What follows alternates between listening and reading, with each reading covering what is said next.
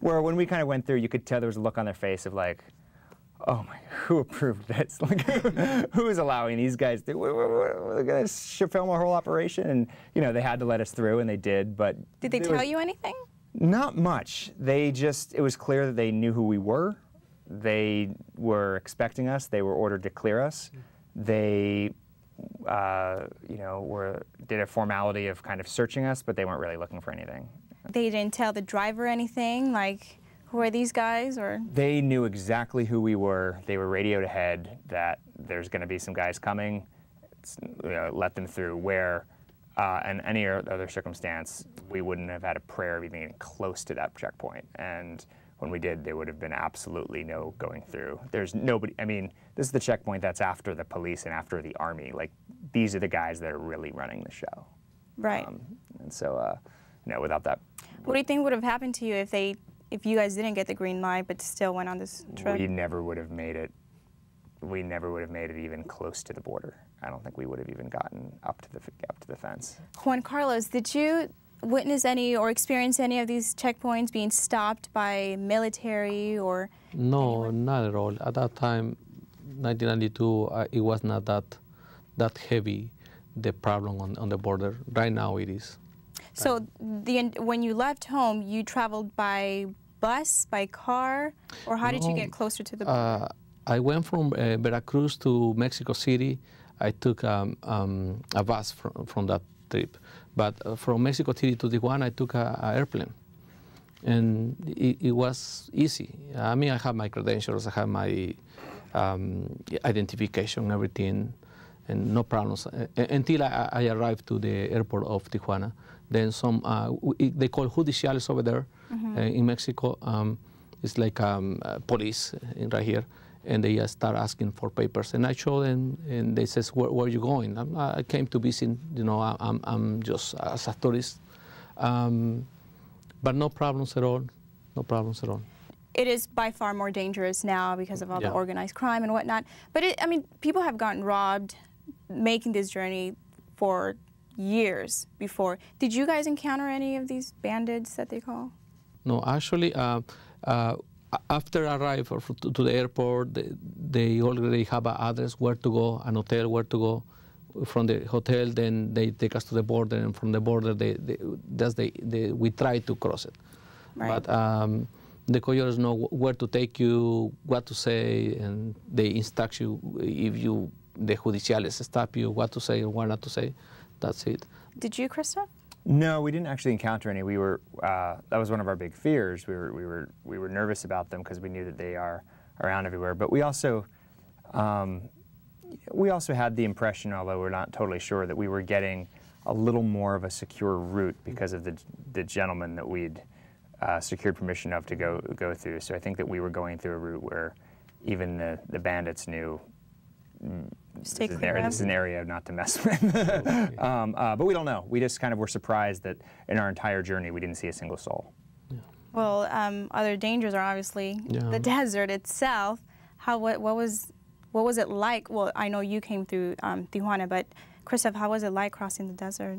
To me, that was the part that was the scariest. I wasn't as worried about the organized crime or the bandits or the whatever. For me, it was simply the elements. That's what kills people. The temperature, you know, being 110 degrees, going through miles and miles and miles of just barren desert. I don't think a lot of people have the concept of just how big this place is and just how there's nothing around for miles and no water. Now you say you walked for 16 hours straight? Not straight, but we took little rest. But we'd certainly go for hours at a time and then rest and then go and rest, and it got disorienting, and I think I was that's what I had the biggest fear of, was just what's going to happen. And the guy I was with, my producer, got very dehydrated, got a little delirious at certain times. Like it was rough.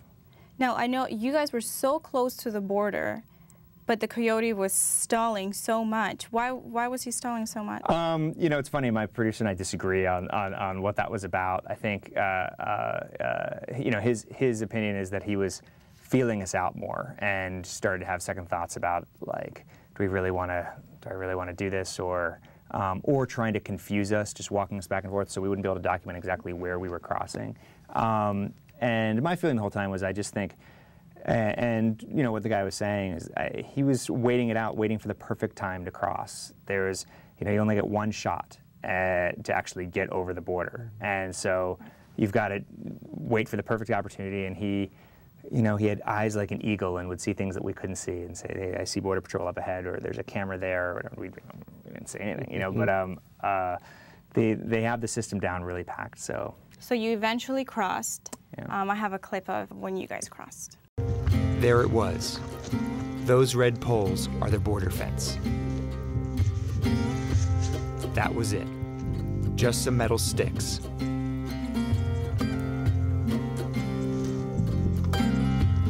At 6:52 p.m., we ducked under and walked into the United States. Now, Christof, did you face any ethical issues because you are exposing someone breaking the law? Well, these are guys who, you know, invited us along, wanted us to document what they were doing, and like we purposely didn't actually film anyone physically crossing the border. As you can see, we kind of were there, and then we're on the other side, and there's no evidence that anyone actually ever crossed. But that's all part of the journey that we had to do, and that was one of the dilemmas that we had to deal with, was how do we go about doing this? I mean, it wasn't just them breaking the law, we were breaking the law.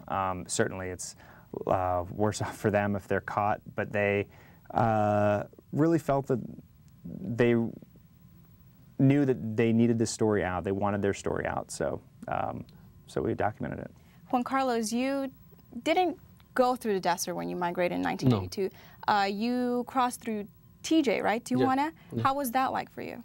It was kind of scary. Just, in the first ride, I was almost on the other side, and just two patrol agents came to me, and I was afraid they're going to hit me with the baton and everything. Then I just surrendered myself. The next day, they threw me to Tijuana, and then we start the next try. And the next try, it was easy, just jump the fence. We have to wait. The coyote give us the signal, jump, run, 5-10 minutes, and we get hide out in a trailer park. We get into a trailer, it was already waiting for us, and we get there, hide it.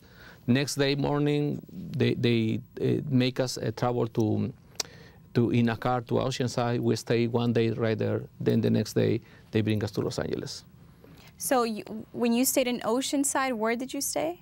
In a house. The coyotes have a house rented over there. And this is where they basically keep you trapped in until you get to go again, right? Mm-hmm. Yeah.